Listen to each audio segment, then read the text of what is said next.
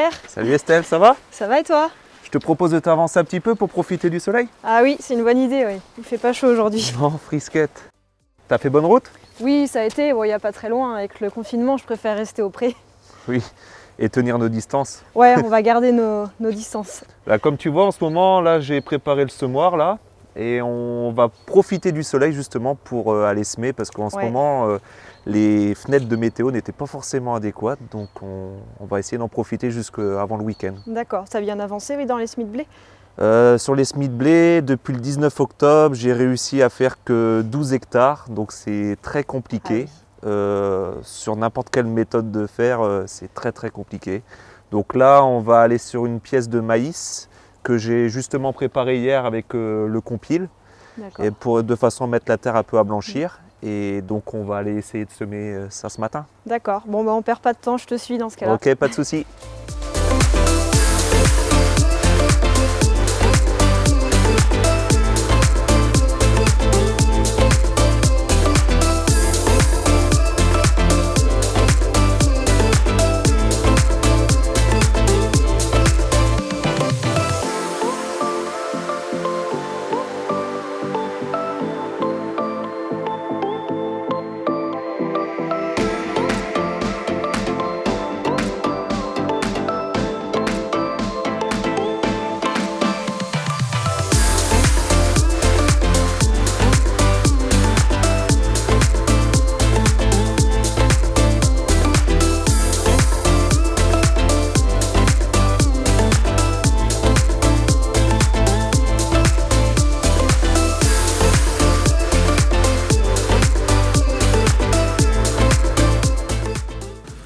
Là, tu as les premiers, là. Ouais, tu as ici. Et donc là, tu avais réglé à combien en profondeur? Oh, souvent, on dit 3 fois la taille de la graine. Donc, on est en 2-3 cm quoi, par là. Ouais, bon, on est bien. Et avec la Cultidisc, ça fonctionne bien là dans les débris? Ouais, bah, je trouve que le résultat est plutôt bien. Et c'est un semoir qui me surprend de mois en mois parce que je l'ai eu à la mise en route au mois de mars. Donc, j'ai fait la mise en route sur du semis de pois de printemps. Ensuite, orge de printemps. Donc le rappui est juste impressionnant, quoi. La levée, tu vois, même mon père qui suit plutôt les cultures de près est étonné du rappui et de la levée qui était assez rapide, quoi. Franchement, la Cultidisc, elle est bien, quoi. Là, je suis autour des 290 grammes mètre carré. Je préfère mettre un petit peu plus parce que les conditions cette année étaient plutôt humides. Donc, je sais pas, comme tu peux le voir, la parcelle, là, j'en ai préparé à peu près la moitié hier après-midi avec le compile. Et là, il me reste toute la partie du haut qui est pour le moment impraticable parce que même avec la récolte avec les chenilles, c'était pas terrible. Vous avez eu beaucoup d'eau là dans les Côtes d'Armor? Là, depuis fin septembre, on est autour des 260 mm sur le secteur d'ici. Après, je sais que dans des communes à côté, ils ont eu plus. On a eu du vent qui a fait cabaner le maïs, du maïs versé. Donc cette année, on a humidité plus maïs versé et c'est pas facile pour nous. Même pour les entrepreneurs, c'est plutôt pas évident parce que les machines elles souffrent, quoi. Ça n'aime pas l'humidité. Donc là, le maïs, tu vois, c'est un maïs qui a reçu 0 chimique en désherbage. Donc après le semis, 3-4 jours après le semis, on a eu une petite période pluvieuse. Donc ça a eu tendance à avoir une petite croûte de battance. Donc là, j'ai pris la décision avec une entreprise partenaire de donner un petit coup de binage. Ça fait combien de binages? Donc j'ai fait 2 binages, un au stade 3-4 feuilles, puis un deuxième au stade 8 feuilles, de façon à enfouir l'urée que j'avais apportée avec le X50 Econov. Et tu gères toutes tes parcelles de maïs, tu les gères toutes en 2 binages comme ça? Eh ben, c'est un petit peu du cas par cas. Tu vois, cette année, j'avais un peu plus de 40 hectares de maïs. Donc là, on est sur une parcelle de 9,5 que j'ai gérée que avec du binage. J'ai eu une autre partie qui a été gérée avec un seul binage, c'est tout, qui était relativement correct aussi. Et autrement, tout le reste de l'exploitation, tout le reste de la surface maïs a été géré avec un désherbage au quart de dose, puis un binage aussi. D'office, je fais tout le temps un binage parce que je fais tout le temps un apport soit de lisier ou soit d'urée au stade 8 feuilles. Bon, en tout cas, cette parcelle-là, elle a l'air d'être propre. Ouais, le rendu après le semis est plutôt correct. Que ça soit avant préparation du sol ou après le semis. Je suis plutôt content, quoi. Même d'un point de vue rendement, pour le type de la parcelle, son potentiel, tu vois, on a dû sortir autour des 93,5 quintaux. Donc je suis plutôt satisfait, quoi. Après, c'est sûr que le binage, ça a un coût, mais bon, il faut quand même aller dans une optique de réduction de phyto. Et là, je trouve que cette année, je rentre plutôt bien dans mes frais, quoi. Donc plutôt content, c'est plutôt prometteur et à voir pour l'avenir, quoi. Bah, écoute Estelle, vu l'heure qu'il est, je vais te proposer de prendre la suite après moi parce que je vais aller faire un petit tour aux porcheries. D'accord, bah, pas de problème. Ouais, le John Deere avec le Progress. Oh oui, bah, si sert, ce sera pas la première fois, donc il n'y a pas de souci. Bon bah allez, je te fais confiance. Ok, bah, je reviens quand la trémie est vide alors. Ok, allez, Ça marche, à tout à l'heure.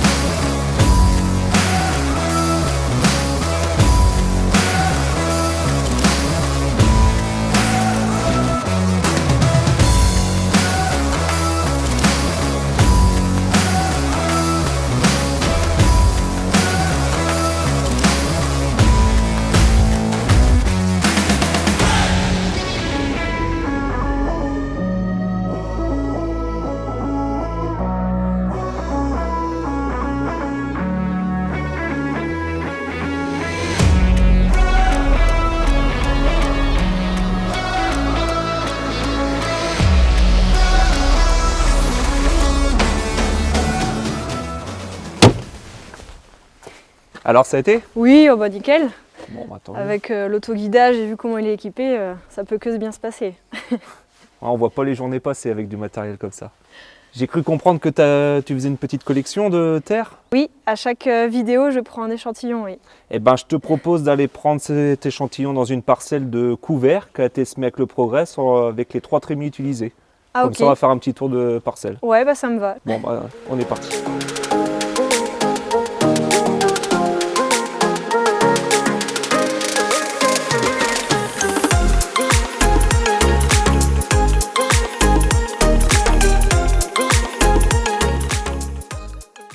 Donc là, on vient d'arriver sur une parcelle de couvert, mélange tournesol, facélie, radis, chia, bon, un mélange un petit peu de tout, qui a été semé la semaine du 13 août, il me semble.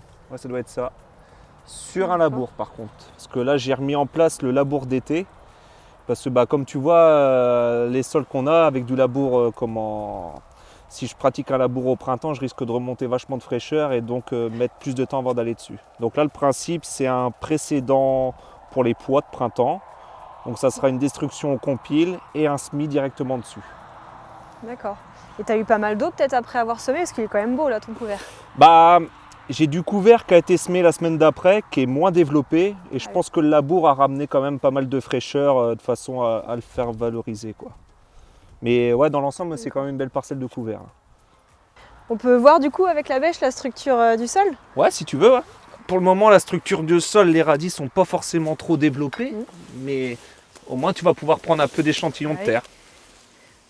Ah oui, les racines sont bien descendues quand même. Ouais, c'est pas mal. Malgré l'excès d'eau, je trouve que ça n'a pas trop mal filtré, quoi. Parce que le fait de faire du labour d'été, t'as pas ta semelle de labour à se faire. Et je pense que ça aide. Quel type de sol ici? Là, pour la partie ici, c'est plus limoneux argileux. D'accord. Tu traverses la route, tu passes plus sur de l'argile. On monte jusqu'à plus de 30% dans certains endroits. Oui. D'ailleurs, on a la commune juste à côté, la poterie, et ça porte bien son nom, quoi. Je peux limite ramener des vases tous les soirs, quoi. Je suppose que tu as utilisé les 3 trémies du Progress pour semer ce couvert-là? Sur cette parcelle, non. J'ai utilisé que 2. Donc j'avais la trémie 1 qui était en facélie, que j'ai dû semer autour des 5 kg hectares. Et autrement, j'avais un mélange qui était déjà tout fait, mélange tournesol, radis, facélie. Il y avait de la veste, du chia, et ça, j'ai tourné autour des 7,5 kg hectares. D'accord, ouais, tu as pu faire quand même 2 dosages différents. Et le rendu est quand même pas mal et c'est quand même régulier. Et par contre, 3 trémies, j'ai eu l'opportunité de les utiliser cet été pour un apiculteur qui m'a demandé d'aller lui semer un refuge pour ses abeilles. Donc j'ai fait des allées pour lui pour qu'il puisse y accéder avec de l'herbe. Et autrement, qui était dans une trémie. Et autrement, j'avais les 2 autres trémies, j'en avais une qui était en luzerne et l'autre en trèfle. D'accord. Et donc et là, je me suis rendu compte vraiment l'opportunité d'avoir 3 trémies, 3 doseurs différents. Oui. C'est quand même un confort de travail. Bon, mais en tout cas, je te remercie pour ton accueil. Moi, je vais reprendre la route, je vais te laisser semer surtout parce que je crois qu'il te reste encore une belle parcelle à semer. Ouais, une et pas que quoi.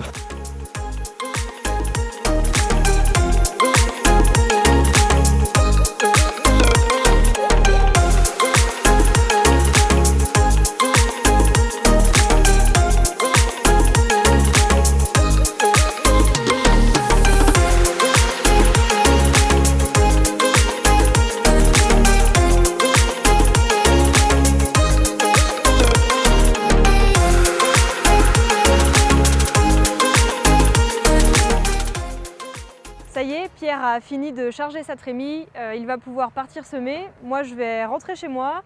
Je vous remercie d'avoir visionné cette vidéo. N'oubliez pas de vous abonner à la chaîne YouTube et je vous donne rendez-vous pour le prochain épisode.